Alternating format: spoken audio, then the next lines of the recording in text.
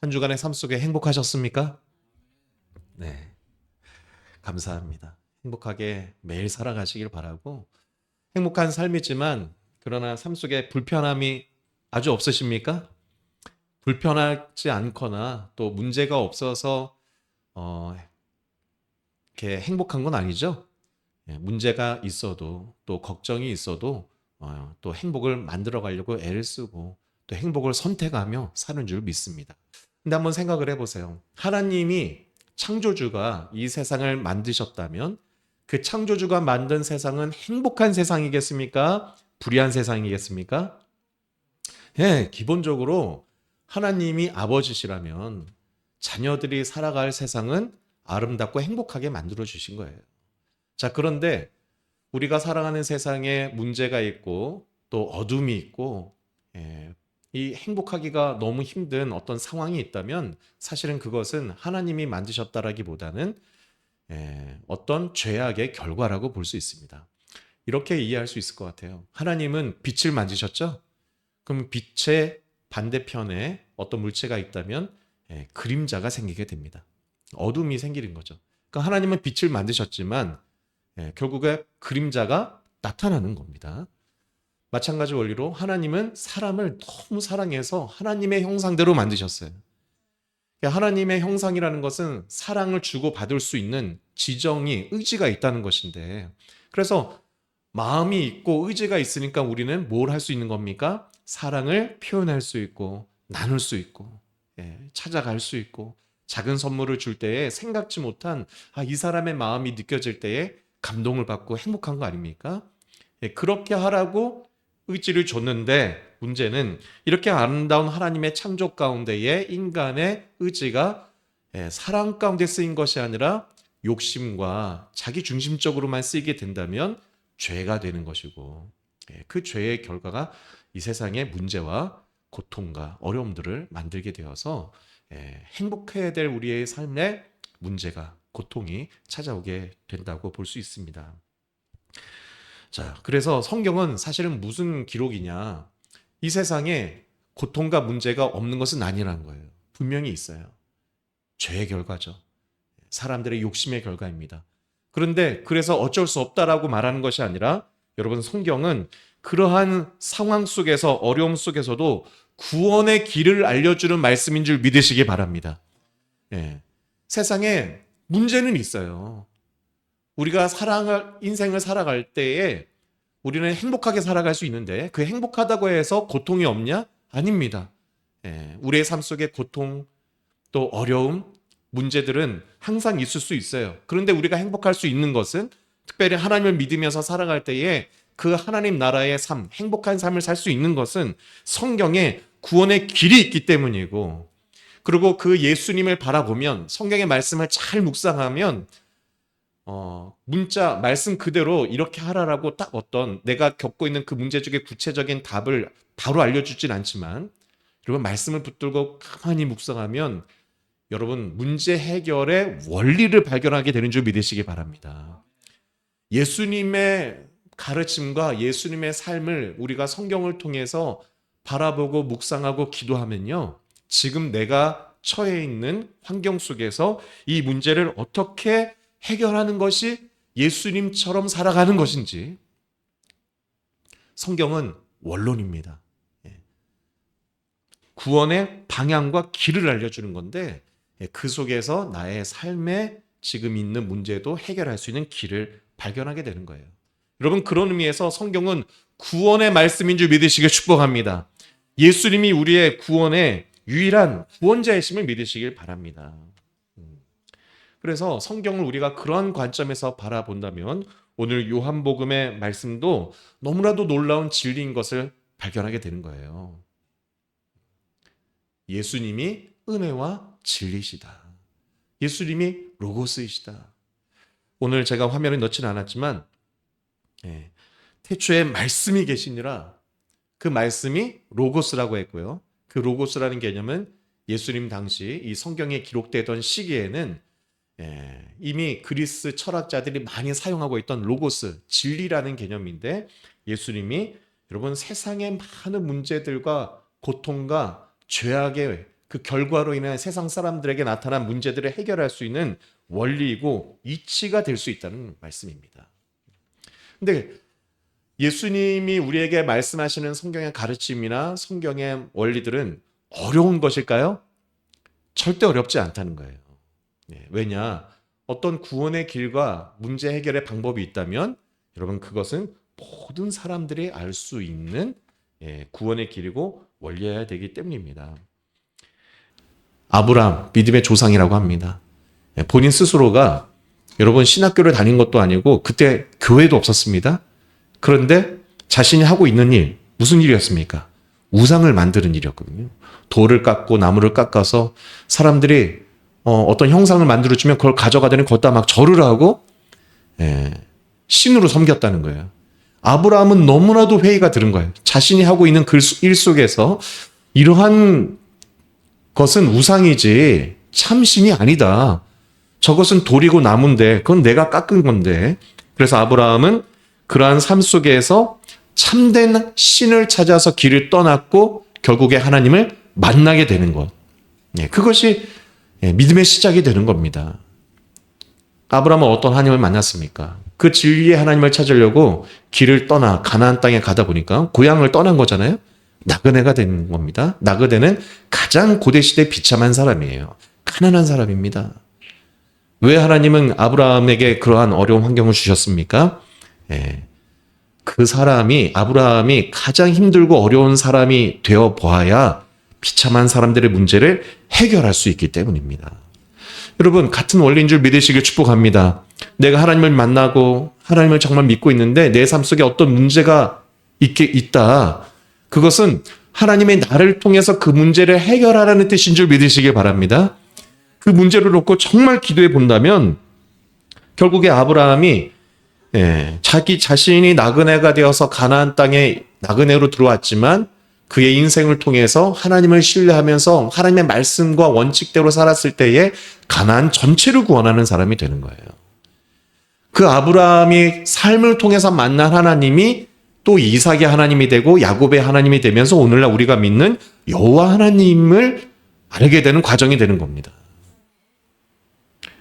모세는 어땠습니까?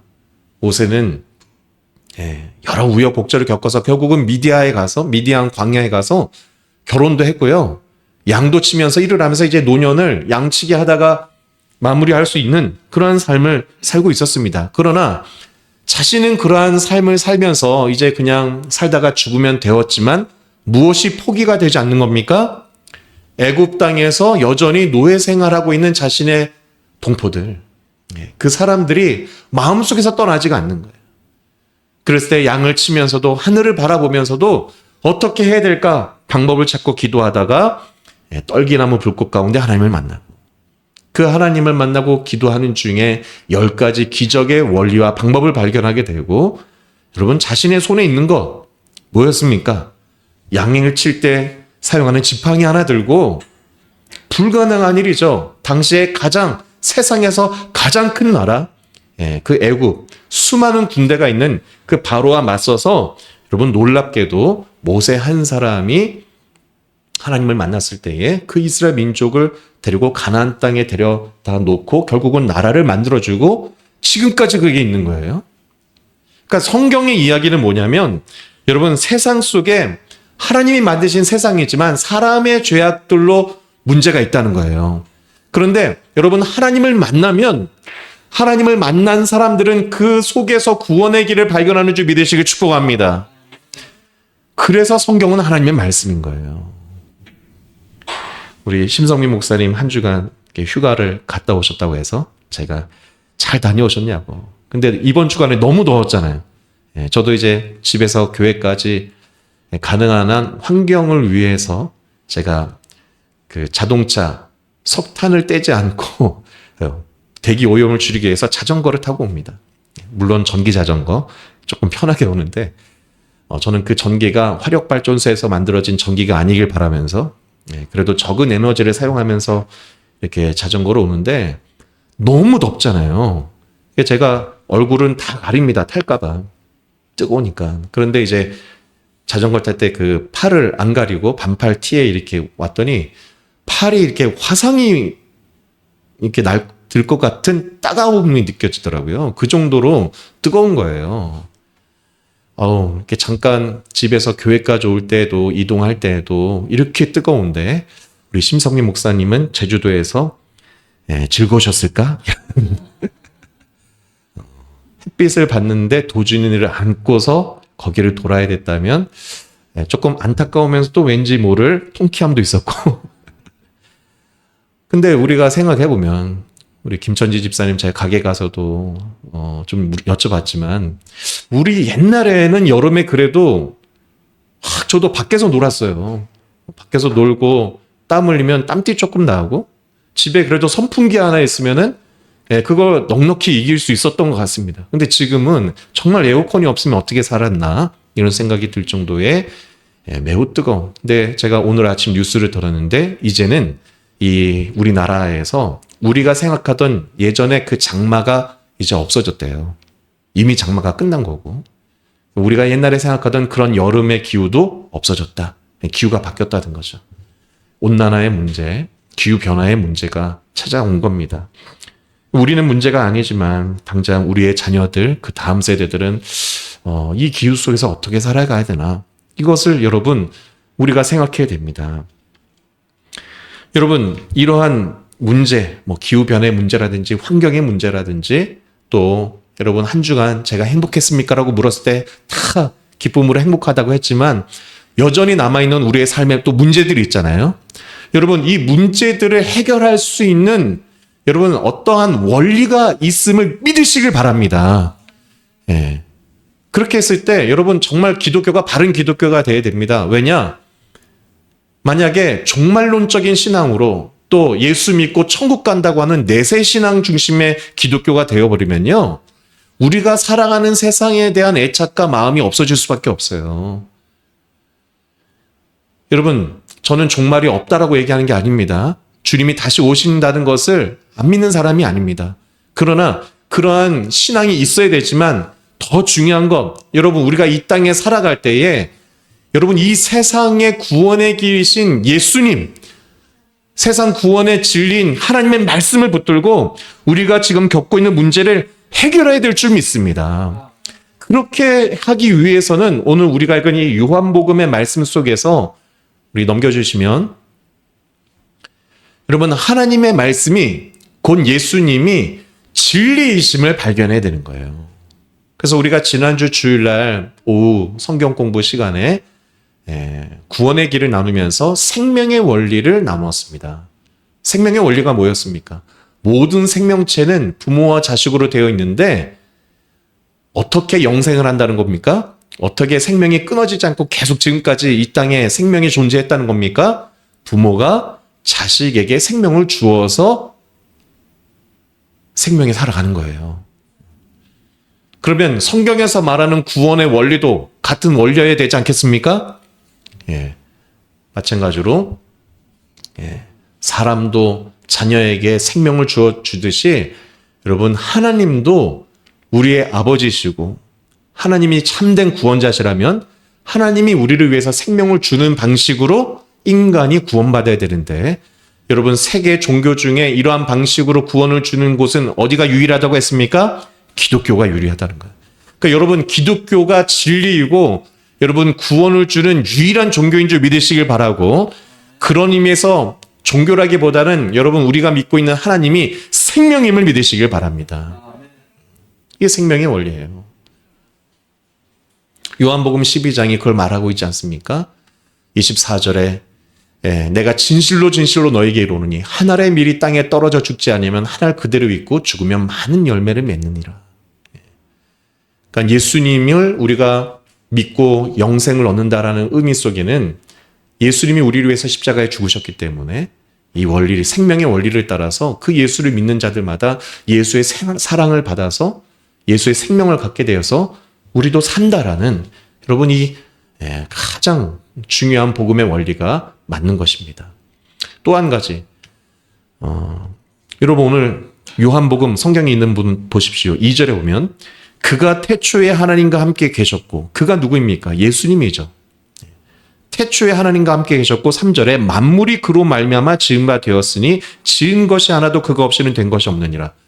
자, 그러니까 이 세상이 만들어질 때, 즉 창세에, 그러니까 신약 시대 이전이죠. 구약, 그 구약 시대에서도 창조의 그 시대에, 자, 그가 누굽니까? 예수님이 계셨다는 거죠. 자, 창조에 예수님으로 말미암아 창조가 다 되었다는 거예요. 예수님 없이는 창조된 게 없다라는 이 말의 의미는 뭡니까, 그러면? 이게 매우 중요합니다. 이 2절, 요한복음 2절과 3절 때문에 아까 말한 생명의 원리도 가능한 거고, 지금 오늘 나누고자 하는 먹이 사슬의 원리도 가능한 거예요. 예수님이 창조할 때부터 계셨고 예수님으로 말미암아 다 창조되었다라는 말씀은 무엇이냐? 이 세상의 창조물들을 보면 예수님의 마음, 예수님의 사랑, 예수님의 영적인 원리와 이치, 하나님의 진리가 담겨 있겠습니까? 없겠습니까? 담겨 있다는 얘기예요. 그러니까 우리가 성경을 통해서도 구원의 원리와 하나님의 말씀, 하나님의 감동을 받을 수 있을 뿐만 아니라 무엇을 발견할 수 있습니까? 자연에서도, 여러분, 이 세상 창조물 모든 것에서도요, 길가에 있는 돌 하나에서도, 들에 핀 풀과 꽃에서도요, 여러분, 창조의 원리를 발견할 수 있는 것입니다. 저는 아까 광고를 했지만 벵갈 고무나무입니다.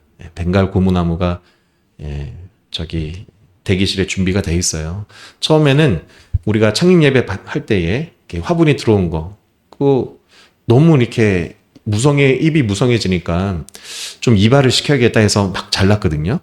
근데 이 자르고 난 가지들이 너무 아까웠던 거예요. 그래서 유튜브를 찾아보니까 그 가지들에서 뿌리가 날 수 있다 하고 그걸 또 심으면 나무가 된다고 해서 물에다 넣고 뿌리를 내린 거죠.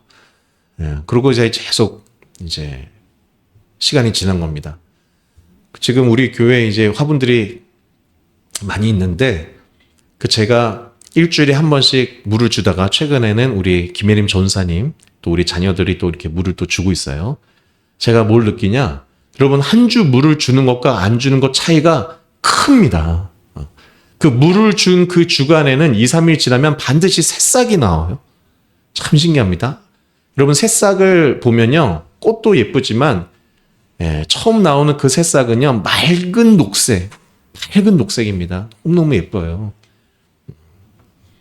그런 생명이 관심을 갖고 물을 줄 때에 나오더라. 제가 그걸 보고 회개를 했습니다. 이런 생물도 관심을 갖고 물을 주면 새싹을 틔우는데, 내가 목사로서 우리 성도님들을 더 사랑하고 또 말씀을 전할 때 더 잘 준비해서 은혜를 받을 수 있게 은혜를 흘려보낸다면 이렇게 계속해서 새싹이 돋고 자랄 텐데, 이러한 원리가 여러분 이 식물을 바라볼 때에도 여러분 나타나더라는 겁니다. 그러니까 자연의 원리 속에 예수님이 계신 거예요. 고무나무 하나에도 하나님이 계신 겁니다. 여러분, 오늘 집에 하나 이상씩 꼭 가져가셔서 한번 물도 일주일에 한 번 주시면 됩니다. 원리는 흙이 물을 주고 나서 흙이 다 말랐을 때 또 주는 거예요. 계속 젖어 있을 때 계속 주면은 과습으로 병이 들 수 있는데, 여러분 그런 것을 잘 관찰하고 그리고 돌보고 사랑을 줄 때에 잘 자란다. 그럼 그러면서 사랑과 생명을 발견할 수 있는 거죠. 조금 더 넓은 의미로 본다면 먹이 사슬의 원리가 그렇습니다. 여러분, 먹이 사슬의 원리 우리가 학교에서도 배우고 많이 봤을 텐데, 이제 땅에 씨앗이 심기고 햇볕과 물이 주어지면은 뭐가 자라게 되는 겁니까? 풀들이 자라고 나무가 자라죠. 그러니까 땅에 있는 무기질, 이런 질소 이런 것들이요, 햇볕을 받으면서 식물들이 광합성을 하면서 식물이 자라면서 유기질이 되는 거예요. 근데 이런 것을 초식 동물이 먹게 되고, 이런 초식 동물, 이제 소, 이런 또 식물을 먹고 자라는 어떤 곤충들, 이런 것들을 1차 소비자라고 하는 거죠. 그래서 꿀을 먹고 또 엿이, 풀무치 이런 것들이 풀을 뜯어먹고 1차 소비자. 근데 그러한 곤충들을 또 잡아먹는 이제 새라든지 또 뱀 이런 것들이 2차 소비자가 되는 거고 마지막으로 최상위 포식자라고 할 수 있는 3차 소비자, 맹수. 그리고 또 제일 큰 소비자가 누구죠? 사람. 사람은 뭐 1, 2, 3차례 다 먹잖아요. 근데 이러한 관계가요, 어떻게 돼 있냐. 자, 생산자는 매우 많은 양이 있다는 겁니다. 그리고 위로 갈수록 줄어들게 되는데 이러한 것들이 균형을 이루는 것이 먹이 사슬이라는 거죠. 화면을 좀 커서로 놔주세요. 제가 넘길 수 있게 화면에 커서를 좀 놔주세요. 네, 그래서 이 내용이 뭐냐, 어려운 게 아닙니다. 이렇게 보면은 생산자가 저기 첫 번째 이제 삼각형 보면은 3차 소비자가 많아지면은 2차 소비자를 많이 잡아먹겠죠. 그러니까 2차 소비자가 줄어들겠죠. 그러면은 2차 소비자가 줄어들기 때문에 시간이 지나면 어떤 일이 생기게 됐습니까? 3차 소비자가 줄어들겠죠. 그러면서 다시 2차 소비자가 많아지게 되는 거고 또 2차 소비자가 많아지면은 생산자가 줄어들겠죠. 풀이나 이런 것들을 많이 뜯어 먹으니까. 근데 그렇게 해서 또 풀이 없어지면은 2차 이제 소비자가 또 줄어들게 되는 거고 하면서 서로 먹고 먹히고 내어주고 이렇게 받아 먹으면서 이 생태계가 회복이 되고 조절이 된다는 것을 보여주는 거예요. 뭐 어려운 내용은 아닌데. 자, 이러한 원리는 무엇이냐? 이 먹이 사슬의 원리는 무엇이냐? 모든 생명체는 자기 자신을 내어줌으로 상대방을 살게 해준다는 거예요. 자기 혼자서 살 수 있는 세상입니까? 없는 세상입니까? 없는 거예요. 자기 자신만을 위해서 살아가는 것은 여러분 자연 속에는 하나도 없습니다. 다 내가 존재하는 이유는 누군가를 살리기 위해서 있는 것이고 내가 먹는 것도 결국에 나의 삶을 누군가에게 주는 방식으로 살아가는 거예요. 자, 이것이 무슨 원리다는 겁니까? 먹이 사슬의 원리이고 자연에서 발생하게 되는 원리이고 자, 우리가 아까 말씀드린 요한복음 1장 3절, 2절과 3절의 말씀에 의하면 이런 원리를 자, 누가 만드셨다는 겁니까? 예수님 만드신, 하나님이 만드신 거예요. 이게 로고스라는 겁니다. 연구를 해봤습니다. 학자들이. 인간에게 어떤 존재들이 가장 위험할까? 그랬을 때에 3위가 뱀입니다. 뱀이 인간에게 치명적인 동물 3위예요. 그래서 1년에 5만 명이 뱀에 물려서 죽는다고 합니다. 2위는 뭘까요? 인간에게 치명적인, 인간에게 해를 가하는 존재. 2위가 인간입니다. 인간이 인간을 가장 많이 해하고 있어요. 그래서 통계적으로 평균 세계적으로 47만 5천 명이 인간이 인간을 살해하고 있다고 합니다. 지금 작년과 올해는 더 많아질 것 같아요. 왜냐하면 전쟁이 진행 중에 있으니까. 전쟁이 일어나거나 또 참 이런 안타까운 일들이 일어날 때에 인간에게 가장 치명적인 존재가 인간이다. 자, 1위는 무엇이냐? 인간을 해하는 1위는 모기라고 합니다. 모기. 1년에 72만 5천 명이 이 모기 때문에 사망한다고 합니다. 그래서 모기는 정말 여러분 왜 있나? 이런 생각이 들도록 힘들죠? 모기 한 마리가 밤에 잘 때 들어와서 집에서 웽웽거리면 그 소리 때문에 잠을 못 자요. 그러다가 그놈이 언제 와서 나를 물지, 또 물면 가려워서 이 잠을 못 자는 경우가 있습니다. 근데 여러분 이 모기도요, 가만히 연구를 해보면 이 모기도 사실은 누가 만드신 거겠습니까? 하나님이 자연 속에 있으니까, 그러면 이유가 있으니까 하나님이 만드시지 않았겠는가. 그래서 저도 그 이유를 좀 찾아봤습니다. 여러분 모기가요, 평소에는요 식물의 즙이나 꽃의 이 꿀, 또 이슬을 먹고 산다고 합니다. 모기도 이슬을 먹고 살대요.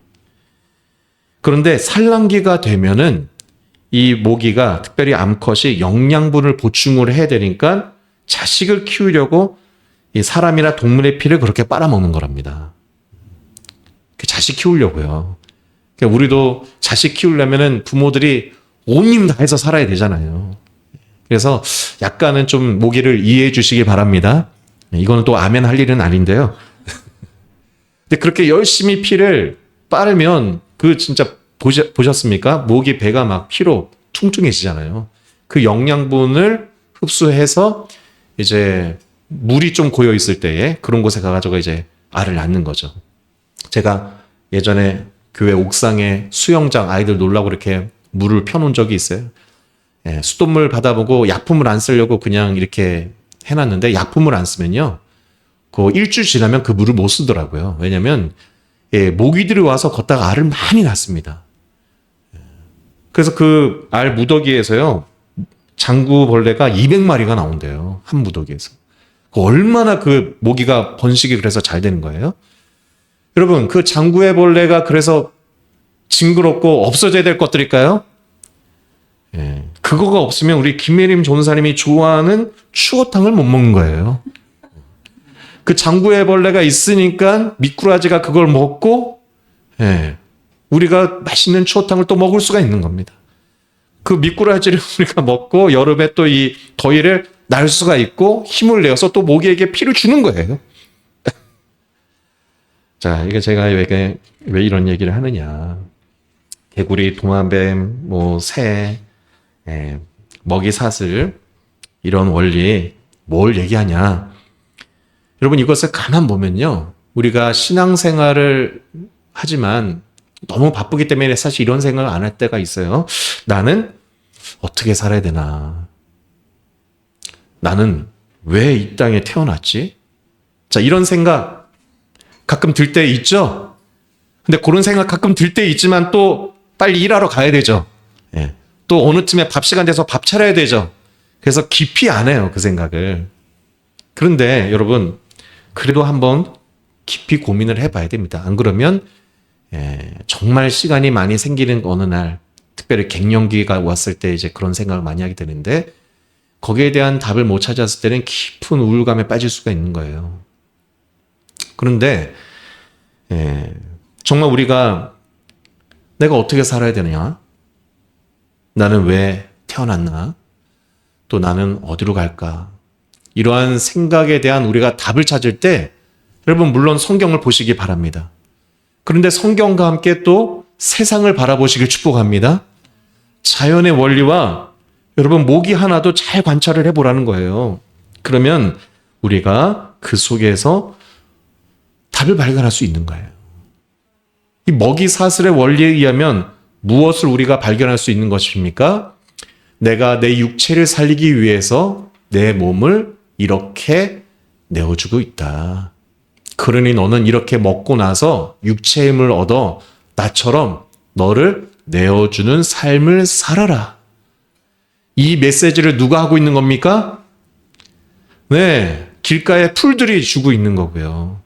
모기가 얘기하고 있는 거고 우리가 오늘 어쩌면 교회 오기 전에 아침에 먹었을 수많은 쌀알들, 밥그릇, 밥상에 고기들, 생선들이요. 이 먹이 사슬의 원리를 통해서 우리에게 다 말을 하고 있는 거예요. 나는 왜 살아야 되나? 왜 삽니까? 여러분, 내가 나의 삶을 통해서 누군가를 사랑하면서 나의 삶과 나의 에너지와 나의 사랑을 주기 위해서 사는 줄 믿으시길 축복합니다. 이게 우리가 쉽게 아멘을 했지만 사실은 대부분의 사람이 이것을 알지 못하고요. 어떻게 삽니까? 자기 손에만 쥐고 5천 명이 먹을 것을 혼자서 먹으려고 쌓아두고 여러분 그렇게 살다가 무슨 일이 일어나는 겁니까? 범죄가 일어나고 결국에 처벌이 일어나고 욕심을 갖고서 그렇게 살려고 하는 사람들의 한 예를 얘기하는 거죠. 내가 왜 사나? 죽지 못해 살지. 그냥 태어났으니까 살지. 여러분 그런 것이 아닙니다. 여러분 우리는 예, 오늘 요한복음의 말씀을 따르면 사랑하기 위해서 사는 거예요. 나의 생명을 주기 위해서. 첫째는 나의 자녀, 나의 아내와 남편. 여러분, 가족을 사랑하고 돌보는 거 쉬운 일이 아니잖아요. 여러분, 이 일에 최선을 다하시길 축복합니다. 근데 그것은 지난주에 우리가 나눴던 생명의 원리라고 한다면, 우리가 오늘 먹이 사슬의 원리는요, 모든 생명체들이 자기 자녀에게만 생명 주는 게 아니에요. 모든 생명체들이요, 서로에게 생명을 주고 있다는 겁니다. 그렇게 하면서 이 자연이, 지구가 유지되고 균형을 이루고 있는 거예요. 놀랍게도 예수님도 그렇게 말씀하셨습니다. 오른쪽을 때리면 왼쪽을 내어주어라. 겉옷을 달라면 속옷도 내어주어라. 오리를 가져가면 십리를 가주어라. 꾸고자 하는 자에게 거절하지 말아라. 주는 것이 받는 것보다 복되다. 친구를 위하여 자기 목숨을 내어주는 것보다 더 큰 사랑이 없다. 마태복음 5장 44절, 나는 너에게 이르노니 너희 원수를 사랑하며 너희를 박해하는 자를 위하여 기도하라. 이게 어떤 교리나 여러분 종교가 주는 어떤 강제적인 어떤 도그마가 아닙니다. 예수님의 말씀은 여러분 교리를 뛰어넘어서, 종교의 어떤 가르침을 뛰어넘어서 온 세상에 흐르고 있는 진리예요. 로고스입니다. 이 우주가, 자연이 다 원래 그렇게 움직이고 있는 거예요. 예수님은 그 진리를 발견해서 사람들에게 말씀하신 겁니다. 우리 마태복음 7장 12절, 이것을 황금률이라고 합니다. 황금률이란 어떠한 곳에 가서도 틀릴 수 없는, 옳을 수밖에 없는, 항상 옳은 진리라는 거예요. 세상의 이치일 뿐만 아니라 성경의 핵심적인 가르침입니다. 우리 마태복음 7장 12절 화면에 우리 크게 읽습니다. 시작. 그러므로 무엇이든지 남에게 대접을 받고자 하는 대로 너희도 남을 대접하라. 이것이 율법이요 선지자니라. 여러분, 먹이 사슬의 원리는 내어주면 산다는 얘기입니다. 다 내어주면 산다는 거예요. 근데 이것을 예수님이 말씀하신 거예요. 너 대접해라. 그러면 너가 대접을 받을 거야. 이것이 율법이고 선지자야. 이것은 구약의 모든 진리, 모든 가르침의 결론이 이거란 얘기입니다. 여러분, 주면은 내가 받게 된다는 것을 믿으시기 바랍니다. 여러분, 나누면 살게 된다는 것을 믿으시기 바랍니다. 이것이 복음입니다. 이것이 율법의 완성인 것입니다. 사랑하는 성도 여러분, 화면을 여기 고정을 잘 시켜주세요. 네. 넘겨주시면.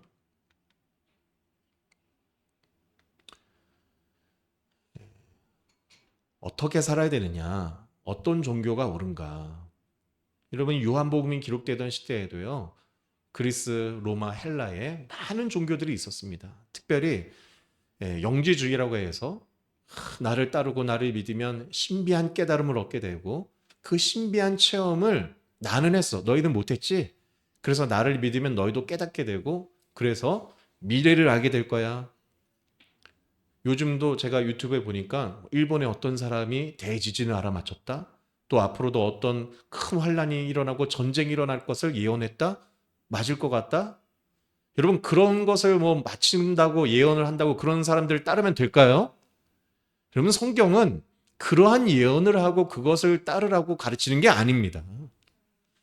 여러분, 성경은 제가 처음에도 얘기했지만 구원의 길을 말하는 책인 줄 믿으시길 바랍니다. 하나님은 이 세상을 아름답게 만드셨지만 인간들의 죄악의 결과 수많은 죄악과 문제들이 있는 세상인데, 그런데 하나님은 그러한 사람들을 포기하지 않으시고 여러분 기회를 주시고 여러분 은혜를 주시고 어떻게 이 세상의 문제를 해결해야 되는지 눈에 보이지 않는 하나님의 그 뜻을 알 수 있도록 눈에 보이는 하나님, 말씀이 육신이 되어 이 땅에 오신 예수님, 여러분 그 예수님의 가르침을 따라서 우리도 예수님처럼 살게 된다면 여러분 저와 여러분도 구체적으로 나의 삶 속에 있는 문제들이 있잖아요. 그것을 예수님처럼 살게 될 때 해결하게 되는 줄 믿으시길 바랍니다. 그래서 16절부터가 그 말을 하고 있는 거예요. 우리가 다 그의 충만한 데서 받으니 은혜 위에 은혜로라. 여러분 모세를 통해서 받은 율법도 은혜임을 믿으시길 축복합니다. 근데 그 율법은 시간이 많이 지나면서 규율과 조항과 교리가 되어버렸어요.